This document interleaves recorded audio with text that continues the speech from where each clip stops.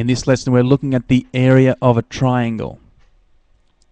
Now let's illustrate something firstly. There's our triangle. Let's put a rectangle around it.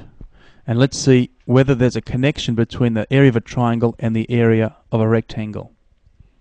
Now if we were to cut it down as such and then separate the two pieces, if you look at the triangle, you'll note that in each case the area of the rectangle, it's exactly half of it, right? Half of it's shaded. So that is the connection. The area of a triangle is in fact half the area of the rectangle. So putting that back together, we can say that the area of a triangle is exactly half the area of the rectangle.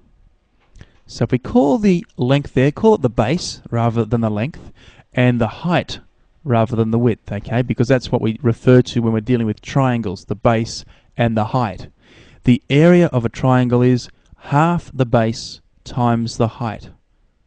And that can be shortened and written as A equals a half BH, all right, standing for area equals a half the base times the height. Let's look at some examples. We're asked to find the area. Here's our first triangle there. Writing the formula down, remembering our working out, always start with the formula as your first line. Now the half, let's write that down. Base times height, BH, base times height, where the base is 16 and the height is 7. So we multiply by 16 and then multiply by the 7. Now, let's see whether we can do this in our head without a calculator. We have a half of 16. Well, so far that's 8. Then 8 times 7 equals 56. Now don't forget, it is an area, so we make sure that we write square centimeters. Excellent. Our second example there, a triangle there. It's a right-angled triangle. So we start with our formula, A equals a half base times height. The half there, we'll write that down straight away. Funnily enough, people forget to write that half, okay? That's where they make a mistake. Make sure that you don't make that same mistake. Now base times height, well the base is 9 and the height is 4, so we multiply by the 9 and the 4. Now, a half times 9 times 4. Well, a half of 9 is 4.5. We times that by 4, we get 18.